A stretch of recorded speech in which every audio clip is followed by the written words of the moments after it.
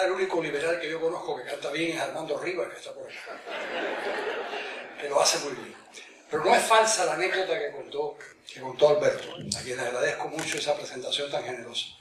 Fue un error en un anuncio que pusieron que Ricardo Montaner iba a dar una conferencia, entonces la gente leía Ricardo Montaner y pensaba que iba a cantar, y es verdad que fue un tipo que se sintió muy irritado porque yo no cantaba, realmente yo no canto. Pero cuando le hice esta historia a Paquito de Rivera, el saxofonista, él me contó la suya, que todavía es más impresionante. Dice que él se encontró una sala repleta de gente que había ido a oírlo tocar el saxo. Y se sorprendió porque era un éxito inusitado. Y era que el anuncio decía: Paquito de Rivera, esta noche toca el sexo. Dice, nunca tuve más éxito que ese día. En fin, realmente bueno, yo hace muchos años escuché realmente unas palabras de Woody Allen que decía que en la vida todo se comenzaba por el principio, menos Playboy, que se empezaba por el medio.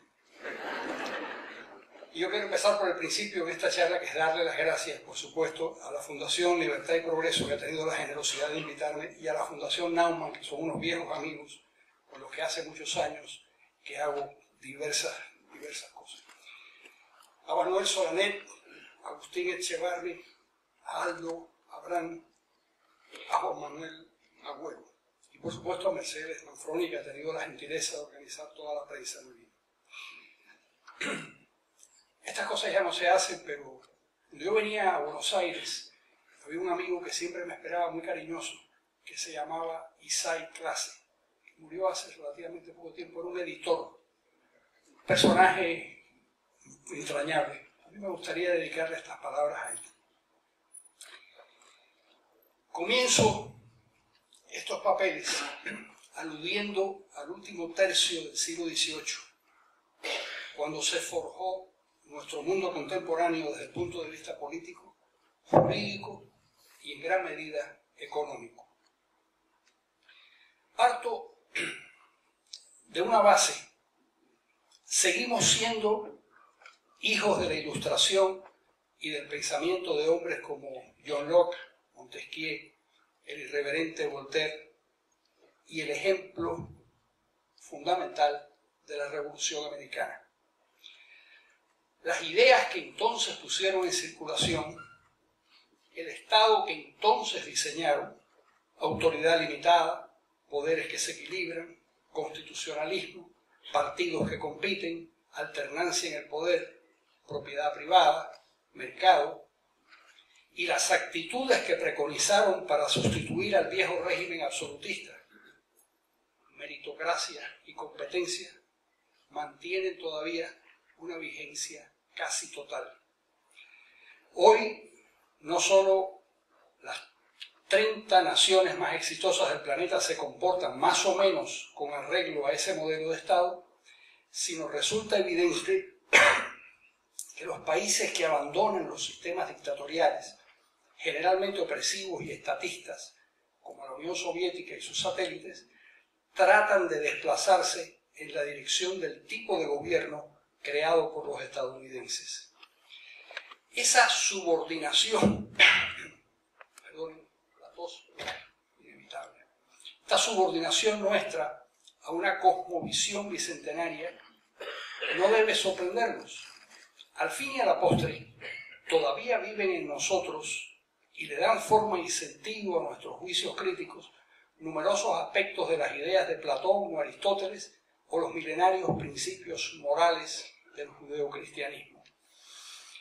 En consonancia con esta observación, me atrevo a afirmar que el gran debate intelectual en Occidente en los 2 últimos siglos gira, de alguna manera, en torno a las desigualdades económicas y a los diferentes desempeños de los individuos y, por tanto, de las sociedades. Cuando en 1776 Adam Smith publica La riqueza de las naciones, está intentando explicarse cómo y por qué ciertos países, especialmente Gran Bretaña, han conseguido abandonar la pobreza. La aparición de la obra coincide exactamente con la divulgación de la Declaración de Independencia de Estados Unidos escrita por Thomas Jefferson, donde se establece la igualdad esencial de todos los hombres. Dice el texto en uno de sus párrafos fundamentales: sostenemos como evidentes por sí mismas dichas verdades, que todos los hombres son creados iguales, que son dotados por su creador de ciertos derechos inalienables, que entre estos están la vida, la libertad y la búsqueda de la felicidad, que para garantizar estos derechos se instituyen entre los hombres los gobiernos que derivan sus poderes legítimos del consentimiento de los gobernados. Bien, pero en ese fragmento tan conocido del famoso documento radican los dos elementos que constituyen la médula del problema. Por una parte, todos los hombres son creados iguales, mas por la otra, todos tienen derecho a la búsqueda de la felicidad. Solo que la felicidad es un estado anímico absolutamente subjetivo. Una persona puede encontrar la felicidad orando en el desierto, vestida de harapos, como los anacoretas, o puede hallarla en un palacete rodeado de riquezas materiales. Puede sentirse feliz y realizado trabajando intensamente en pos de ciertos objetivos filantrópicos, o de lo contrario, dedicado al ocio, a la contemplación o a la vida lúdica. Todo depende de sus valores y de las necesidades psíquicas y emocionales que posea. Precisamente una de las causas del fracaso de las dictaduras totalitarias y de los inmensos perjuicios que generan, ya sean las de inspiración marxista o las fascistas, sus primas hermanas ideológicas, radica en que la clase dirigente en esos regímenes se arroga el derecho a definir para todas las personas cuáles son las características de la felicidad y cómo cada uno debe vivir para encontrarla.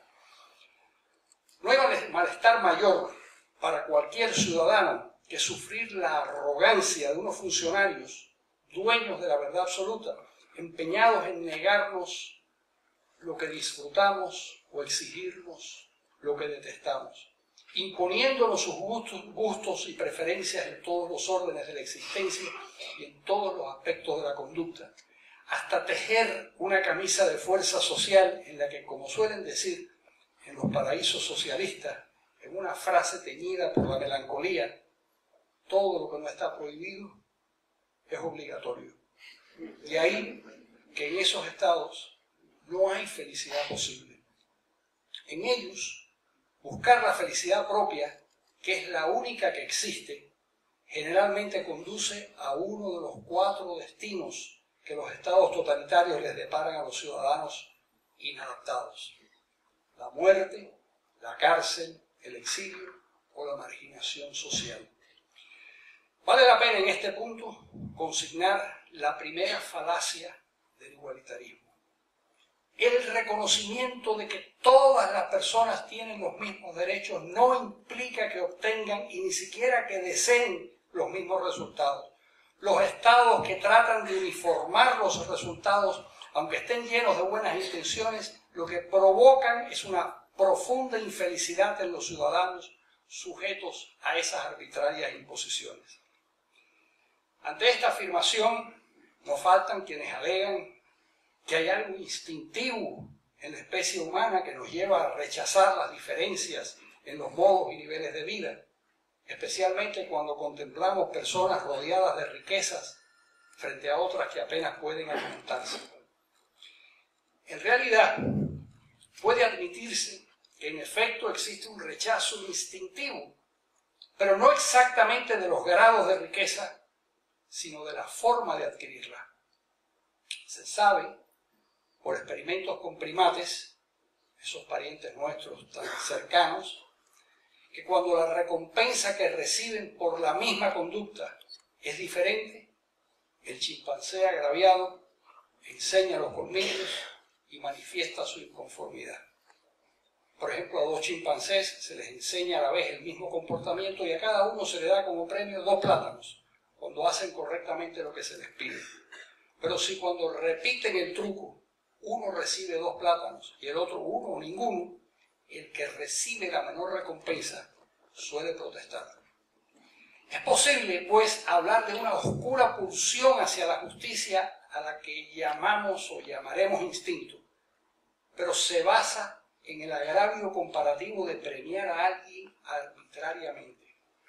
De alguna manera, el fin del absolutismo y de la clase aristocrática responde a esa búsqueda instintiva de la equidad, pero la verdadera equidad no estaba fundada en el reparto igualitario de los bienes materiales, sino en la obtención de recompensas y distinciones como consecuencia de los méritos basados en el conocimiento, el trabajo, la eficacia y la competencia entre personas y empresas.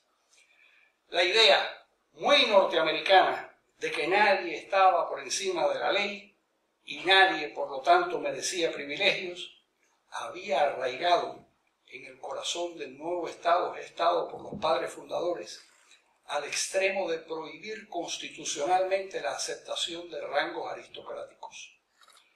Habían llegado a formular ese principio por razones éticas más que económicas, pero lo cierto es que inesperadamente ahí estaba el núcleo central del fenómeno del desarrollo y la prosperidad crecientes: meritocracia y competencia. Pero nadie reparó, o a nadie le importó, que ambos factores, tanto la meritocracia como la competencia, no solo inevitablemente generan desigualdades, sino que esas eran las causas del éxito.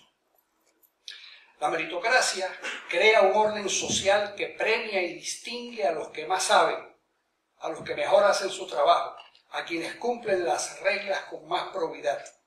La meritocracia establece la supremacía de los mejores, lo que suele traducirse en un mayor reconocimiento general y, por supuesto, en más bienes materiales. Ese orden social crea lo que en la cultura inglesa llaman ganadores y perdedores. Pero es posible que cuando los triunfos no están fundados en el capricho, ni en la arbitrariedad, ni en la componenda, sino en el talento y el esfuerzo objetivo de las personas, la aceptación de esa jerarquía también responda a nuestros instintos. Al fin y al cabo, todos sabemos que dentro de nuestra psiquis se enfrentan dos tendencias no siempre conciliables. Por una parte están las fuerzas centrípetas que nos unen al grupo, distintas formas de tribalismo, como el nacionalismo, o el vínculo afectivo a equipos deportivos, y de la otra, las fuerzas centrífugas, que nos llevan a tratar de fortalecer nuestro yo para destacar nuestra individualidad y alejarnos del grupo. Esa fuerza centrífuga nos conduce a competir con los demás, y cuando es extrema, cuando es patológica, se hace insoportable y la llamamos narcisismo. Para el narcisista el otro ha desaparecido y la única función de los demás seres humanos es ponerse a su servicio. Quien no lo hace es una especie de traidor. El narcisista carece de empatía y por eso es insoportable. Por la otra punta del asunto, cuando la autoestima es muy baja, el individuo sufre, se siente inferior a las personas que lo rodean y ello le causa un hondo malestar psicológico. De ahí que podamos consignar la otra falacia del igualitarismo. No es verdad que instintivamente las personas tiendan a procurar la igualdad. Si hay realmente una urgencia natural, esta nos lleva a destacarnos, a tratar de triunfar, a competir y a superar a los otros. Y este fenómeno, que pudiéramos calificar como darwinismo psicológico, está en la raíz del desarrollo de las sociedades, aunque dé lugar a desequilibrios y desigualdades. Tratar de ahogarlo, como suelen hacer en las sociedades totalitarias, es una receta segura para la infelicidad individual y para el fracaso colectivo. Uno de los conceptos que mejor resume esta realidad es el que englobamos tras la frase "el sueño americano". En rigor, pudiéramos sustituir esa expresión por otra más larga y más clara, como el deseo natural de toda persona razonable y laboriosa a mejorar su nivel de vida con su propio esfuerzo. En el pasado, y ustedes lo saben mejor que nadie, hubo un sueño argentino, cuando cientos de miles de inmigrantes europeos se desplazaron al mayor y acaso mejor dotado de los países hispanoamericanos. También hubo un sueño cubano, especialmente entre 1902 y 1930. En ese periodo, la inmigración europea, casi toda española, prácticamente duplicó a la población nacional cubana, originalmente censada en 1,5 millones de nativos. Y hasta hace poco pudo hablarse de un sueño español, dado que en el curso de poco más de una década, casi 1 millón de hispanoamericanos volvieron a su vieja casa cultural. Me gusta siempre decir que los hispanoamericanos a España no van, sino vuelven, en busca de un mejor destino. Pero observemos de cerca ese impulso. El inmigrante busca oportunidades para separarse del nivel social al que pertenece en su tribu de origen. La audacia y ese fuego interior que lo lleva a dejarlo todo y a veces hasta jugarse la vida en una balsa, en una patera, o colocándose en manos de un coyote, como ocurre en la frontera entre México y Estados Unidos, por lograr un mejor destino para él y para su familia, es una verdadera declaración de principio contra el igualitarismo. Ese migrante quiere ser distinto, quiere sobresalir, va a Estados Unidos porque no se trata de un sueño, sino de una realidad. Él sabe que si trabaja duro y cumple las reglas, logra integrar los niveles sociales medios del país. No es un sueño, es un pacto no escrito, un pacto abierto que lo autoriza a pensar que sus hijos, mejor educados y con total dominio del idioma, pueden ascender por la amistosa ladera social del único país que conozco en que los inmigrantes, nacidos en el exterior, incluso cuando hablan el inglés con cierto acento extranjero, a base de esfuerzo y talento, pueden escalar las más altas posiciones en la esfera pública, como ha sido los casos de Henry Kissinger, el ex senador Mel Martínez o el ex gobernador de California, Arnold Schwarzenegger. Es el caso también en la esfera privada de triunfadores antológicos como Roberto Goizueta, un exiliado cubano que presidió con un éxito extraordinario la Coca-Cola, la empresa emblemática del capitalismo norteamericano, o George Soros, el magnate financiero, muy discutible pero importantísimo, nacido en Hungría y ciudadano de Estados Unidos, alguien capaz de estremecer el mercado o sacudir países con su compra y venta de acciones, valores o monedas. La falacia de los defensores del igualitarismo, quienes paradójicamente dicen ser proinmigrantes, es obvia. Por definición, los inmigrantes son los mayores adversarios del igualitarismo. Quieren ser diferentes a la sociedad y al grupo que dejaron en su país de origen. Quieren escalar por la ladera económica. Buscan mejores condiciones de vida y reconocimiento social. Es absurdo percibir a los inmigrantes como pobres que buscan ayuda pública. Lo que procuran es oportunidades para precisamente escapar de la manada. Durante milenios, y muy especialmente desde la entronización del cristianismo en Occidente, fue muy frecuente la crítica a quienes detentaban el poder económico. En esencia, la crítica a los poderosos se basaba en dos consideraciones. La idea equivocada, pero muy poderosa, de que la riqueza no se expandía y el comercio de bienes y servicios era una especie de suma cero. Lo que uno ganaba, el otro lo perdía. La segunda consideración tenía más fundamento. Desde el surgimiento de estructuras sociales complejas como consecuencia del desarrollo de la agricultura, aparecieron los privilegios y las dignidades. La clase dirigente, esto es el jefe, los guerreros y los chamanes, extraían unas rentas abusivas de los campesinos mediante la violencia y la coerción. Era natural sentir esas obligaciones como algo profundamente injusto. Cuando se incrementaron, no, peor todavía, no dejo de toser, gracias. Era natural sentir esas obligaciones como algo profundamente injusto. Cuando se incrementaron la producción artesanal y en consecuencia el número de comerciantes, todos situados en burgos o centros urbanos, los privilegios se acentuaron y también multiplicaron. Esos factores económicos pactaron con la clase dirigente y crearon lo que el Premio Nobel de Economía Douglas North llama sociedades de acceso limitado. El dinero de los productores sostenía a los poderosos y el favor de los poderosos incrementaba el dinero de los productores. Era difícil entrar en ese círculo vicioso, nunca mejor dicho, de los ganadores.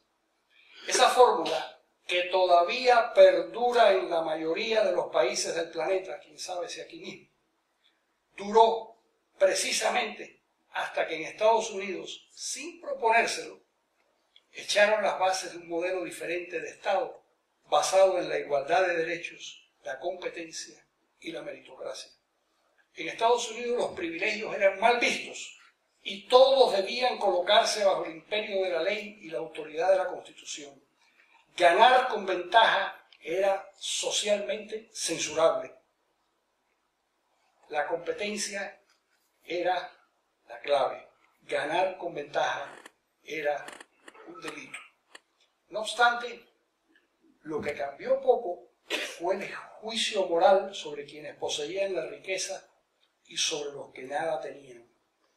La visión ética siguió siendo la que se empleaba para juzgar a las sociedades de acceso limitado, sin advertir que comenzaban a forjarse, y sigo con la denominación de Douglas North, sociedades de acceso abierto, en las que el desempeño económico brotaba en gran medida del esfuerzo y la responsabilidad individuales.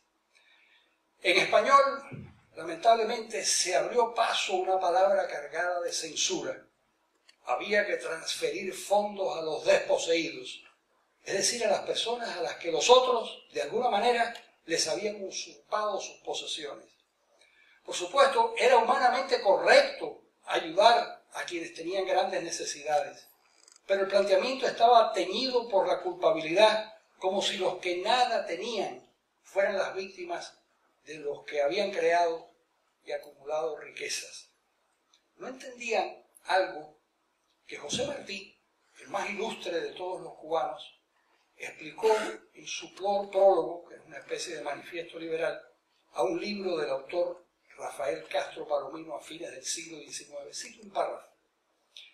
Decía Martí: pero los pobres sin éxito en la vida, que enseñan el puño a los pobres que tuvieron éxito, los trabajadores sin fortuna que se encienden en ira contra los trabajadores con fortuna, son locos que quieren negar a la naturaleza humana el legítimo uso de las facultades que vienen con ella. Fin de la cita.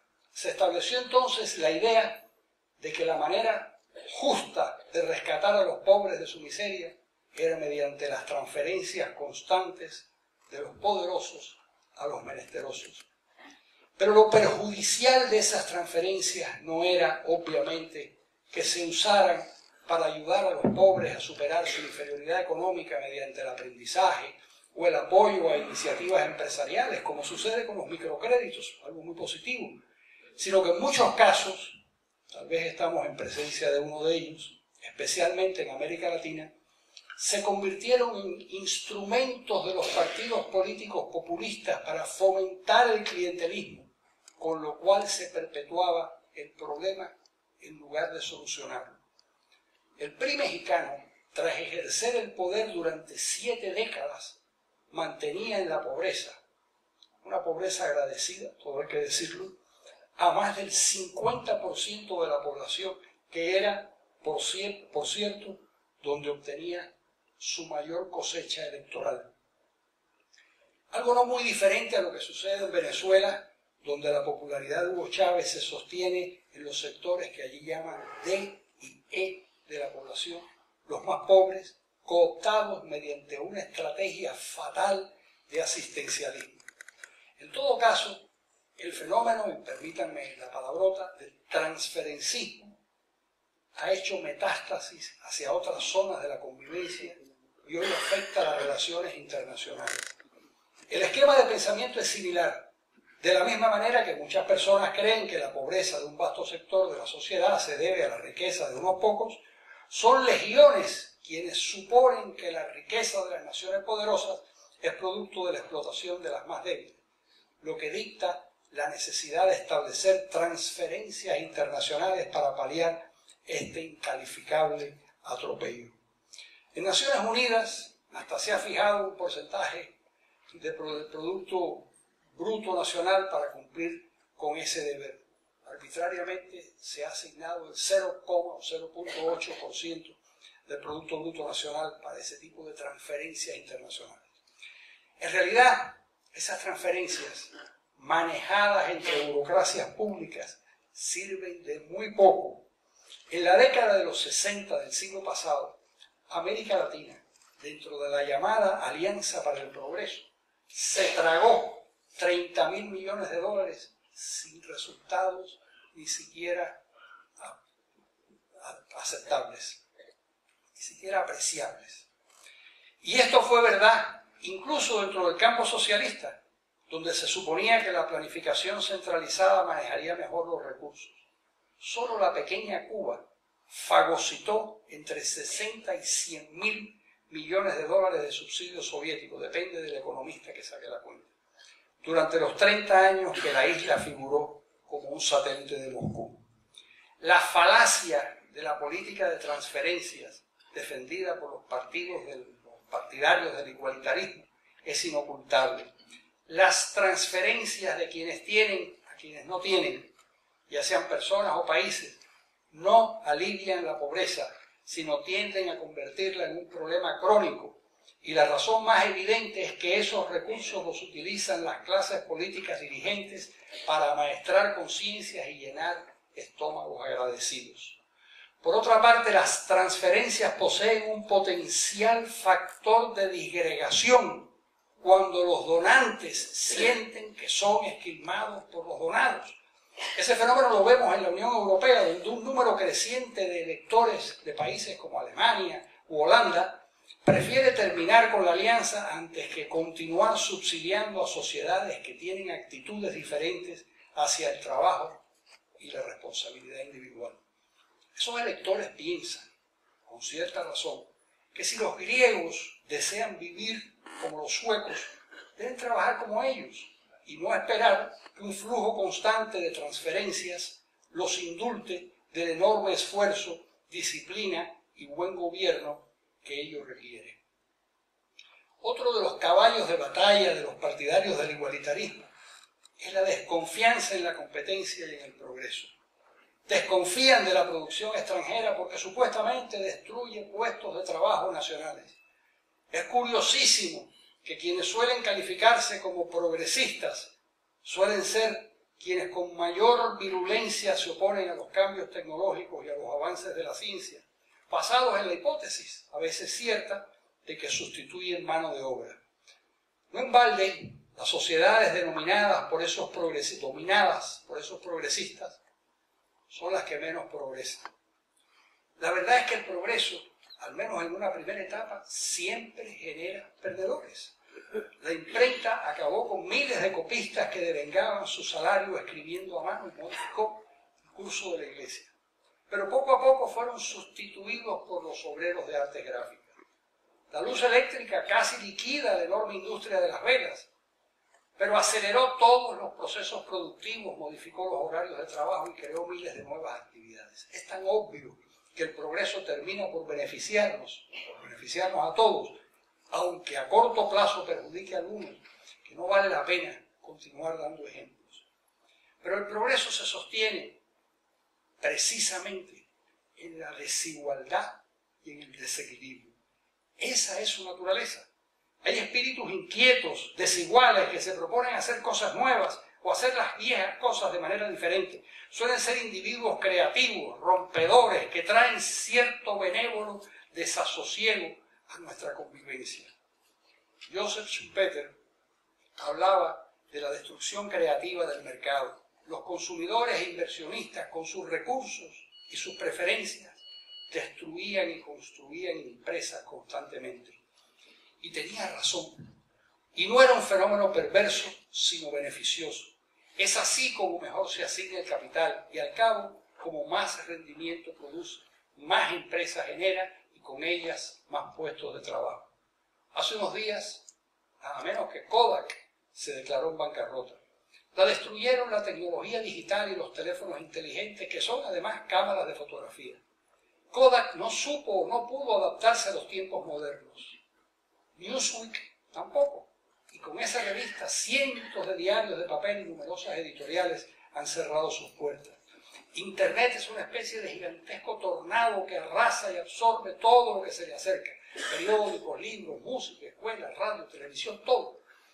Esos formidables cambios naturalmente conllevan altibajos, dislocan la producción y la remuneración de los agentes económicos, pero también explican las diferencias de ingresos.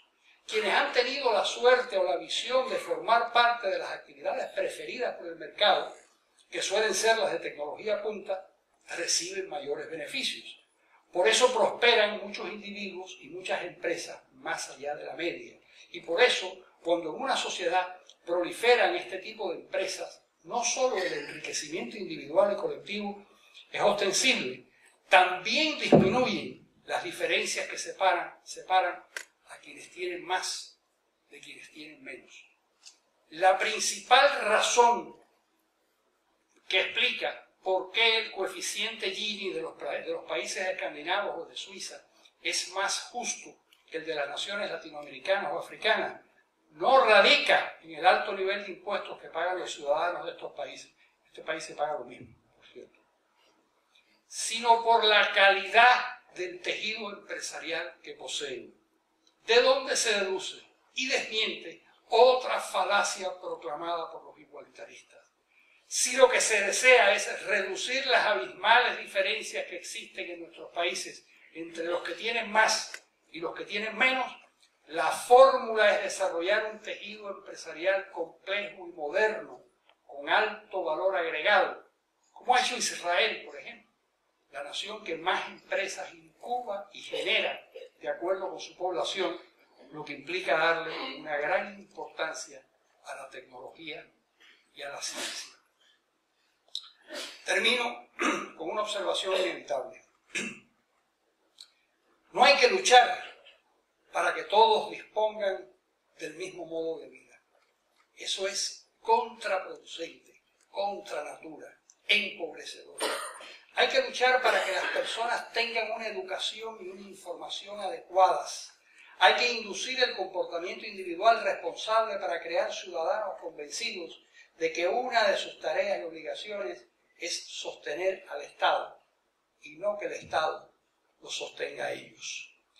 La calidad de una sociedad, en suma, no se mide por el grado de igualdad que existe entre sus miembros, sino por las posibilidades de vivir y crear riquezas en libertad, sin necesidad de la asistencia colectiva.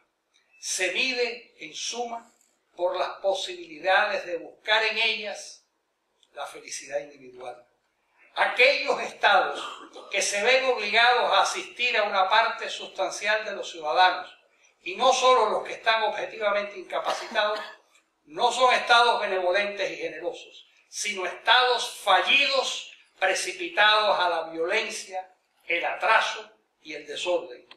Eso es lo que nos ha enseñado la historia. Muchas gracias.